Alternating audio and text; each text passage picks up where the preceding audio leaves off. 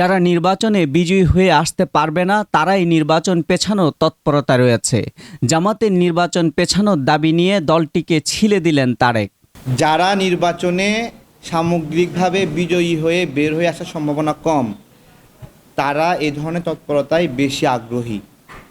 আর নির্বাচনের বিষয়ে বললাম, যাদের নির্বাচিত হওয়ার সক্ষমতা নাই এবং তারা এখন বিভিন্ন সুবিধা নিচ্ছে রাষ্ট্রের কাছ থেকে, বিভিন্ন পদায়ন, ছোট্ট ছোট্ট দল, তাদের নির্বাচিত হওয়ার সক্ষমতা নাই, তারাও একজন পিপি নিয়োগ দিয়েছে, এপিপি নিয়োগ দিয়েছে, তারপরে হলো প্রসিকিউটর নিয়োগ দিয়েছে, বিভিন্ন দলে দলে দলে আছে। এগুলো দেখবেন যে এগুলো বললাম না, ঝড়ের পরে সবাই আম কুড়ায় যেরকম, ওই রকমভাবে ঝড় হয়েছে, যে যার মতো করে আম কুড়ায়। জনগণের ম্যান্ডেট প্রয়োজন হয়নি, জনগণের রায় প্রয়োজন হয়নি, ওই অবস্থায় একটা বিশৃঙ্খলা চলতেছে। তো ওরাই নির্বাচন হলে তো ওদের এই বন্দোবস্তটা শেষ হয়ে যাবে, তাই না? ফাও খাওয়ার বন্দোবস্ত শেষ হয়ে যাবে।